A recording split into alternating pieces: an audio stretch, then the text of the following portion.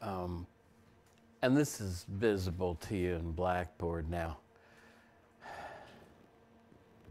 We call these the empiricists because they, unlike the rationalists, believe that all knowledge comes from the senses, that reason doesn't give us a special in to knowledge about reality. All three of them came from the British Isles. Locke from England, George Berkeley from Ireland, and David Hume from Scotland. And because they're all part of Great Britain, we call them the British empiricists. Now, it isn't that there weren't other philosophers that were empiricists, but these were the main ones that everyone thinks about when they talk about philosophy from that era. And so empiricism, this is a definition from different texts I used to use. The philosophy that demands that all knowledge comes from experience, what our senses tell us. An empiricist maintains that we can know something if we can justify it with respect to the data of our five senses, right? With respect to what we see, hear, smell, touch, or taste. In other words, consider this telephone person looking at the telephone. What confirms her belief that there is a real telephone sitting in front of her? Well, it's what her senses tell her about that telephone. Now, this is not a distinction that I'm going to spend a lot of time on, but you can make a distinction between direct, basic empirical beliefs that we get ourselves when we experience the world. In other words, a basic empirical belief for her would be the belief that there's a telephone in front of her based on what her senses tell her about what she can touch, you know, and see, etc., about the telephone. Seeing a red telephone produces in me the belief that there's one in front of me. So it's my seeing and being able to touch the telephone that justifies my belief that it's there, right? It's my seeing and being able to touch the coffee mug here that justifies my belief that there's a coffee mug in front of me. Now, you can also talk about beliefs that are nonetheless based on experience, but not on what we directly observe. But these are inferential empirical beliefs, but they're still ultimately based on the data of the senses. These are beliefs about what we can infer from the experience of our senses. In other words, we're still a long ways off from Jurassic Park, right? No living person has ever seen a brontosaurus. But we believe that they once lived and walked the earth. And what makes us believe that? Well, we can infer that they once were living real creatures from things like fossilized skeletons, fossilized footprints, etc., even for some dinosaurs, dinosaur eggs. So these have to be justified by reference to basic beliefs. So from the basic beliefs I have about skeletons we can observe and footprints, we can infer these animals once actually lived and walked the earth. Now, we saw that, and one of the things that I've been trying to stress is that empiricism is something that's been ingrained into us with probably every science class we've ever sat in, even in, say, middle school and high school. Empiricism is a very attractive way of looking at how we get knowledge and at what constitutes knowledge. beliefs based on empirical evidence, observational evidence, seem reliable and objective, not only for everyday life purposes, but for the observational sciences, right? And so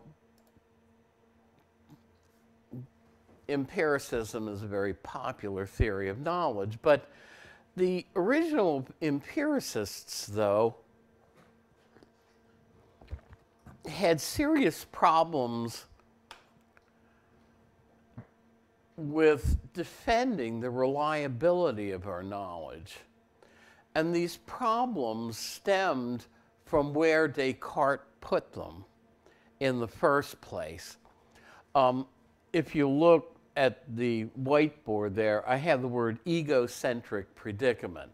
Now, that word is egocentric, not ego-centered, right? Somebody who's ego-centered thinks that the world revolves around them, right? They're selfish, but that's not the word there. Egocentric means, for us, for human experience, the seat of our awareness, the part of us that's aware of the world, what Locke calls the understanding, is first acquainted, or we could say the mind is first acquainted only with its own inner experiences. And it's from those experiences that we try to infer things about what those experiences tell us about the world and other people, etc. In other words, it's the fact that we're in the egocentric predicament that raise the kinds of questions that the matrix and the dream conjecture deal with. In other words, if the mind is first acquainted only with its own inner mental life, you can raise questions like, were those experiences just created by the mind itself, or by an evil genius, or if we want to jump forward, by a computer program, as in the Matrix? In other words, remember, for Descartes, we could have the same experiences we have even if we had no body, when he's raising these skeptical questions. Now, we saw that Descartes tried to get us out of the kind of skepticism about knowledge that the egocentric predicament puts us in. In other words, I have experiences that seem to be coming at me and to be caused by external objects in a real external world, right? I look here and there's a table. And my inner experiences seem to tell me that those experiences are caused or produced in me by a real object in a real world. Yeah. Is it like if you see a hammer coming towards you and then it actually like hits you, and then like you feel the inwardness of what is happening on the outside? Is that it? Well, some of that, but it's that if what we're going to see for Locke, what my mind is immediately acquainted with is not the real table in the real world.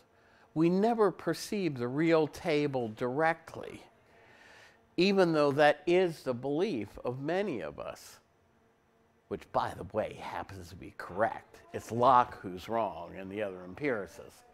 But for them, the mind never experiences a real external world directly. We know about things in a real external world because from those inner pictures, inner representations, like I'm experiencing for Locke a picture of a table here, but I think it relates to a real table. And we saw Descartes tries to say, well, look, if we can prove that there's a God who exists and is morally perfect, is no deceiver, then he says God would in some sense be a deceiver if he made me such that I think there's a real table here, and there isn't. It's a dream image created by my mind, or the evil genius is producing these experiences in me. But if God exists and as God is no deceiver, then when I think there's a real table here, I must be right. So I can trust my senses after all, says Descartes. But we saw the problem with this whole approach is he reasons in a big circle. How can I trust propositions like the cogito and my idea of God to be necessarily true? Well, it's because God exists and is no deceiver, and who guarantees that what I perceive as clearly and distinctly is necessarily true. But then you go on and say, well, Descartes, why should I believe that God exists and is no deceiver? And he would say, well, I can prove the existence of God from my necessarily true, clear and distinct ideas. And this is what I put on the blackboard or the whiteboard last time. It goes around in a circle. So empiricists couldn't take Descartes' way out of skepticism, one, because it is just a big piece of circular reasoning, but also because it relied on innate knowledge, which we'll see the empiricists claim we do not have. We do not come into this world knowing things already.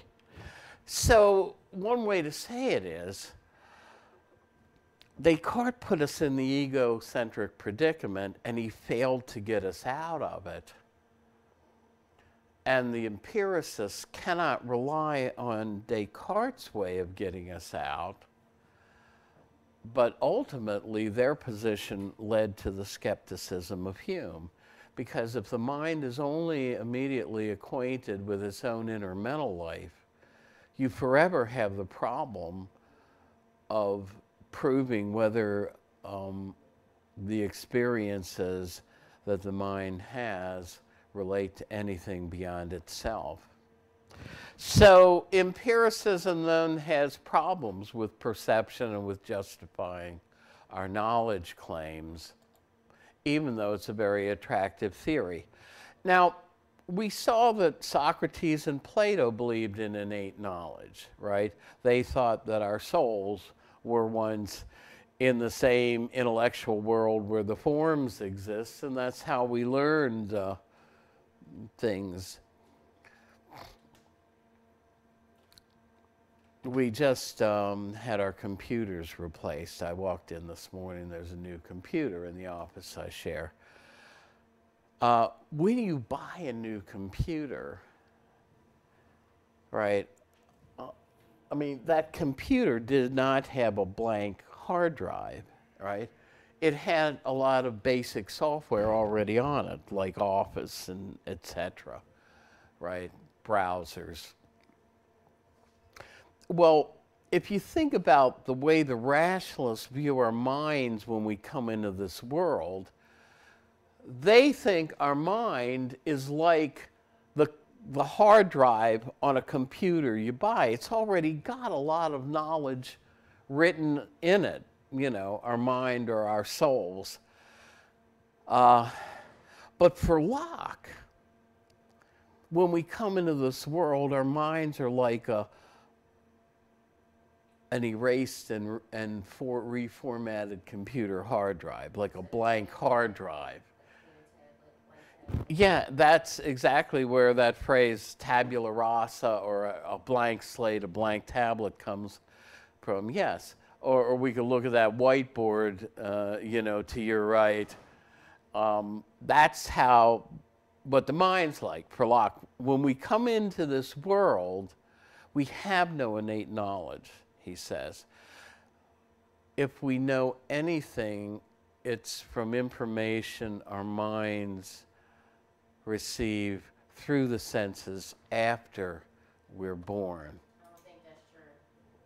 So, well, Sometimes kids are born and they never meet their parents when they're adopted, and they have the same exact traits, or do the same things, or smile the same way, or have the same mannerisms No. as their parent did, and they never really met them. well, well, I mean, yeah, there are, you can argue today whether we have certain innate capacities, like the capacity for learning a language and stuff, whether, how accurate Locke's view of our minds are.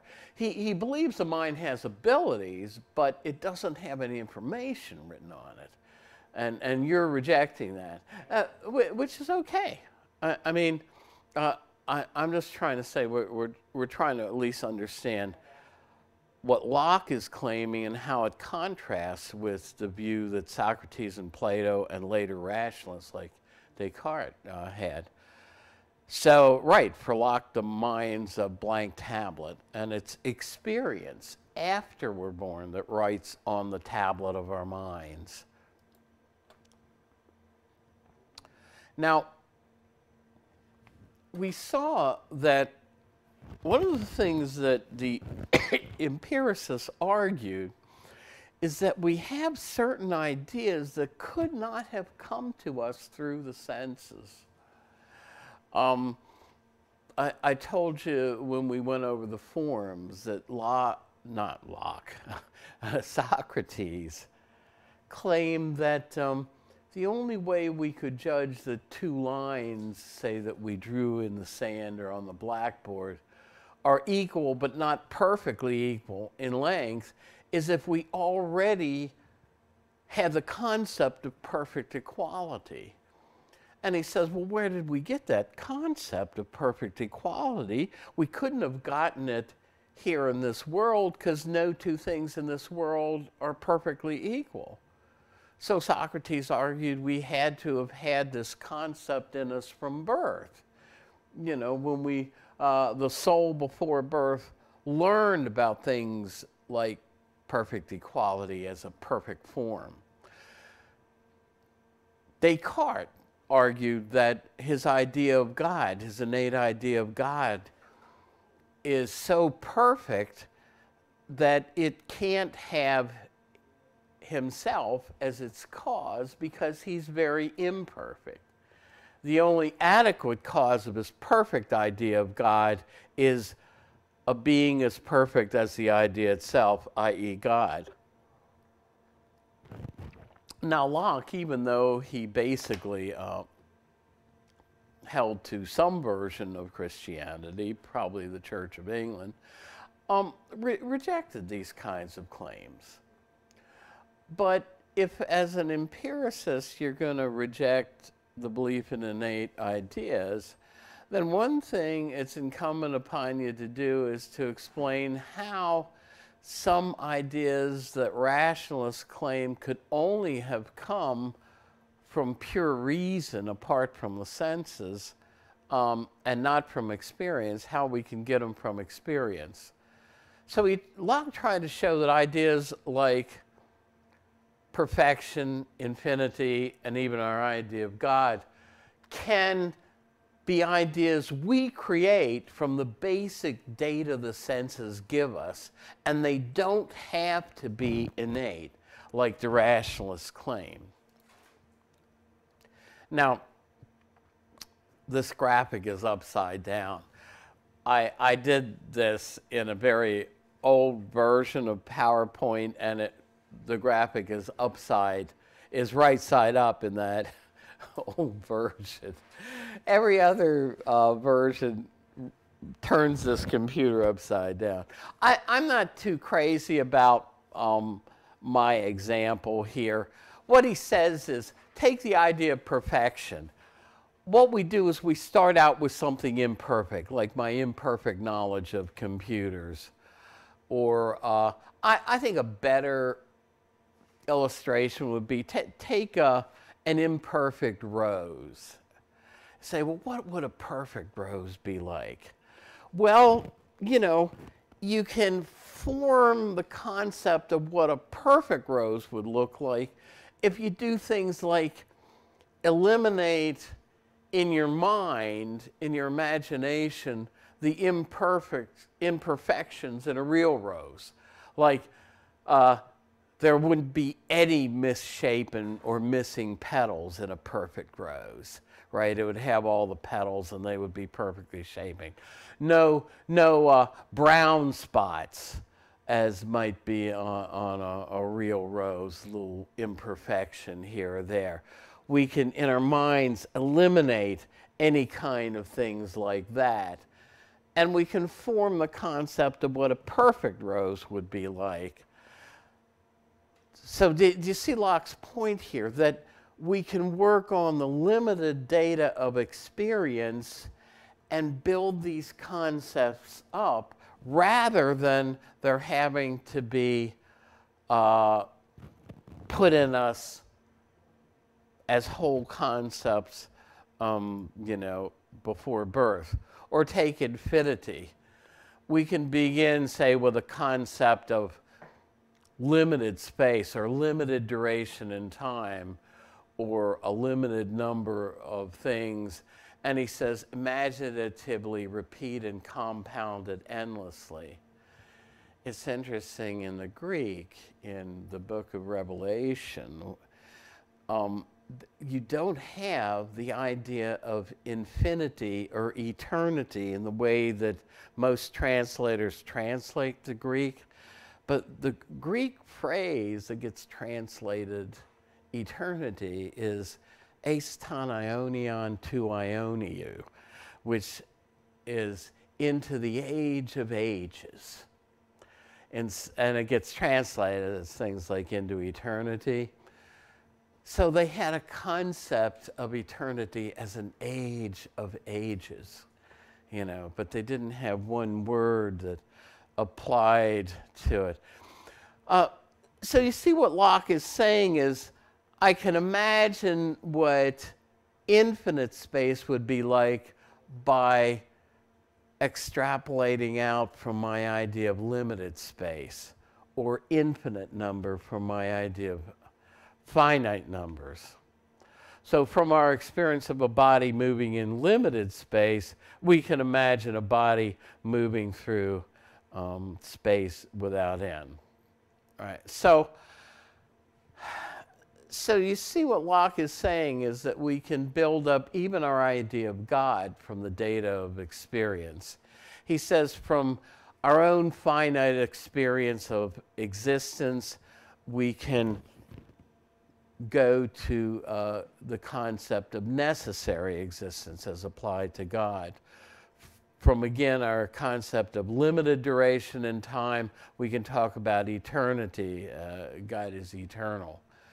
From limited knowledge, we could talk about the property of God as omniscient, as knowing everything. Same thing, from limited power, we can go to omnipotence. So Locke claims that even our idea of God does not have to be innate as Descartes thought it needed to be, but can be built up from the data of experience.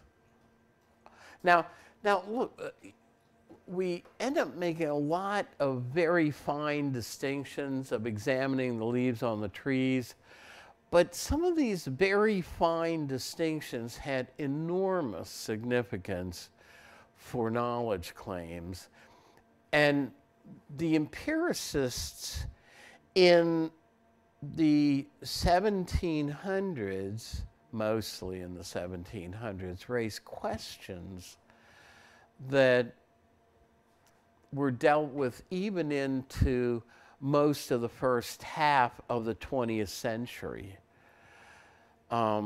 Instead of talking about Locke's ideas, in the 20th century, philosophers inspired by the sciences talked about sense data or a sense datum, but it essentially was a Lockean idea. For Locke, idea is a technical term for what the mind immediately perceives or is acquainted with. So you have to understand that Locke is not trying to use idea as people do in ordinary life. He's creating a special technical definition of an idea as the immediately perceived object for our mind. And he defines it this way. An idea is whatever is the object of the understanding when a man thinks, here man in the generic sense, when any human being thinks. An idea is whatever it is which the mind can be employed about in thinking. Whatever the mind can experience or think about is, for him, an idea. Now think about it. That's pretty broad, right? I like to say that for Locke, the term idea includes everything and the kitchen sink. Because for Locke, the kitchen sink, as we experience it, is nothing but a complex idea. So note the kinds of diverse things that would fit Locke's definition of an idea as the immediately perceived object of the mind. It would include abstract concepts like 2 + 2 = 4, but also experiences like the smell of spring flowers, the sight of a bird. Ideas can also be eternal, like, not eternal, but internal, like the pain I feel in my knee, or a feeling of warmth when I'm standing out in a nice spring sun on a day different from today. I always thought it's appropriate today that we're talking about the British empiricists, because this is definitely British weather. I was over there for 3 weeks in England, Ireland, and Scotland in 1985, going to 2 different academic conferences. On one I commented on a paper, on the other one I presented one. And I had 10 days to be a tourist, so I'm over there for about 3 weeks. You know how many sunny days I had out of 3 weeks? 2 sunny days out of 3 weeks. And this was in August. You know, most of the temperatures were in the high 50s and it was rainy. It was like today. That's what their weather is like in August. I mean, London is actually farther north than Moscow. You say, well, how come it doesn't have Moscow's weather? Well, it's because of that Gulf Stream that comes across the Atlantic from, you know, the Gulf, and it warms things up enough that they don't have Moscow's frigidly cold weather. So note, all these different things for Locke, including like memory images, they all are ideas. But again, an idea is a technical term for the immediately perceived objects that the mind is acquainted with. And I don't want to dwell on this, but they come from 2 sources for Locke. From what we perceive externally via our senses, from sensation. So we perceive sensible qualities like colors and feelings of heat and cold, softness, hardness. But also ideas can come from within us. And here's where the kinds of concepts of the mind as a thinking thing, we get them resurfacing, because the empiricists thought, well, we can reflect on what goes on in our own minds and see that we have mental processes like perceiving something, or doubting or believing something, you know, reasoning, knowing, willing. All these are internal mental operations. So they agreed with Locke, with Descartes, that the mind is an immaterial thing in which immaterial mental processes go on. Now, for Locke, there are two kinds of ideas. And again, you know, it seems like we're getting really picayune here and petty, but these, as I said, have these little distinctions that look like what they should be unimportant, have enormous implications for our claims to know things about the world around us. For Locke, ideas are complex and simple. Basically, complex ideas are a combination of simple ideas. And to illustrate it, now there's going to come a time when I show a slide like this, I don't know if I'll still be teaching, but, and I say, consider this telephone. And some student will raise his or her hand and say, where's the telephone? I don't see a telephone. You know, we know what a telephone looks like, and it doesn't look like that. Right? Now, you all still remember what an old telephone looks like, and your parents may still have one in their house. I got rid of my landline years ago because I live alone. There's nobody for me to call. Right? And I just went to my cell phone as my only phone. But consider an old, you know, type of landline phone. The experience I have of that phone creates in me a complex idea that is composed of the simple ideas of the separate properties the phone has, the separate qualities. It contains simple ideas of, say, the color of the phone, its red color, its sort of squarish shape. If you touched it, you'd have feelings of coolness to the touch and that the phone is a hard object. In your perception, or by touching it, you'd get ideas of the size, weight, and by hearing the sound of the phone.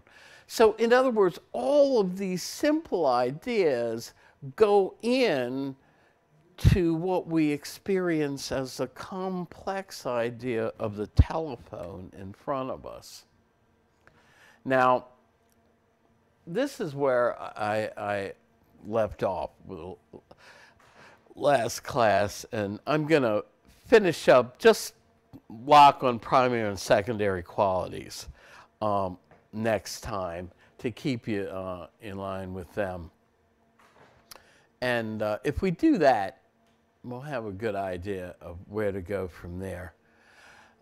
So I'll finish up primary and secondary qualities next time, and then we'll begin some review. But again, the review sheet and question pool will be posted this afternoon in Blackboard in their respective folders. Remember, there's a question pool folder and a review sheet folder. And if I get it back in time on Monday, we'll have some printouts of those. But you'll actually have 2 weekends if you want to go on Blackboard to think about your essay. So remember, we'll have Dr. Scott a week from today, just for that one class. He's doing me a favor, and you know, so we can have a class session. The test is a week from Monday on the 10th. You want to make sure you have your Scantron form.